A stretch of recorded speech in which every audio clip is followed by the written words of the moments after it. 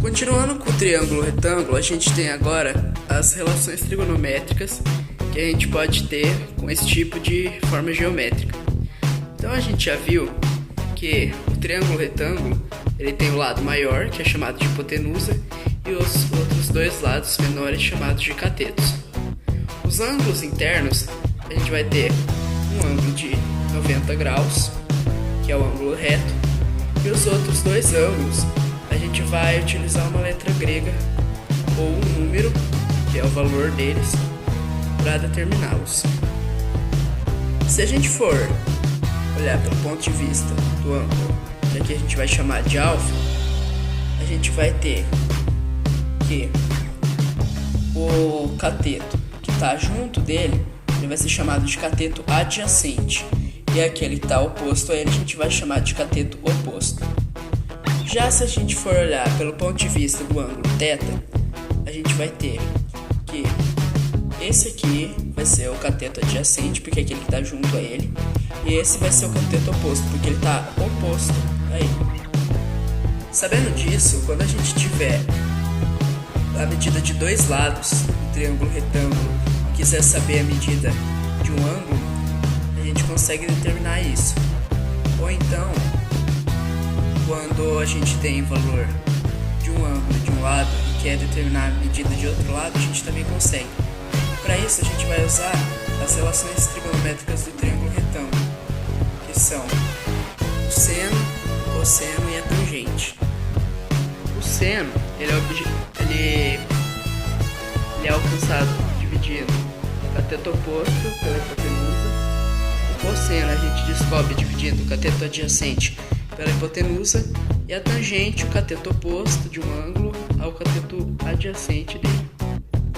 Agora vamos ver alguns exemplos práticos para isso. Por exemplo, nesse triângulo a gente tem o valor da hipotenusa e do cateto, de um dos catetos, né? Esse cateto ele está oposto a esse ângulo.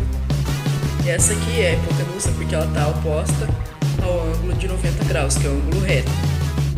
Então, se a gente tem o cateto oposto e a hipotenusa, o que a gente vai utilizar é o seno. Então a gente coloca aqui o seno de alfa, que é esse ângulo, é igual a 10, que é a medida do cateto oposto, sobre 15, que é a medida da hipotenusa. Aí você realiza a divisão de 10 sobre 15, que vai dar aproximadamente 0,66. Se você olhar uma tabela dessas relações trigonométricas como essa aqui,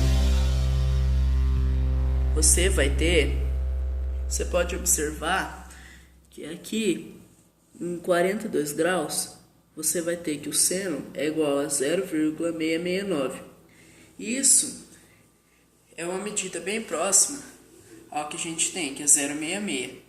Então a gente vai colocar que a alfa vale aproximadamente 42 graus.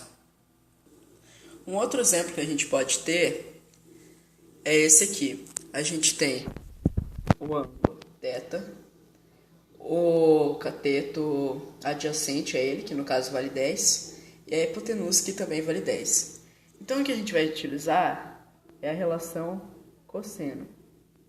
A gente vai dividir 10, que é o valor do cateto oposto, por 10, que é o valor da hipotenusa. Então a gente vai ter que o cosseno de θ é aproximadamente 1. Aliás, aqui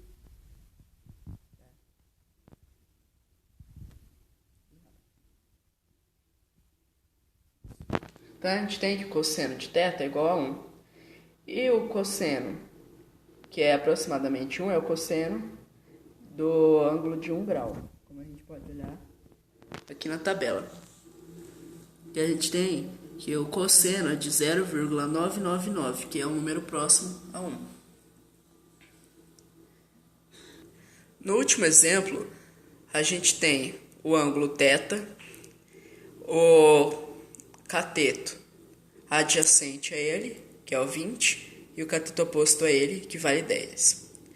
Então, o que a gente vai utilizar é a tangente. 10, que é a medida do cateto oposto, sobre 20, que é a medida do cateto adjacente, vai dar 0,5. 0,5 é aproximadamente o valor da tangente de 27 graus.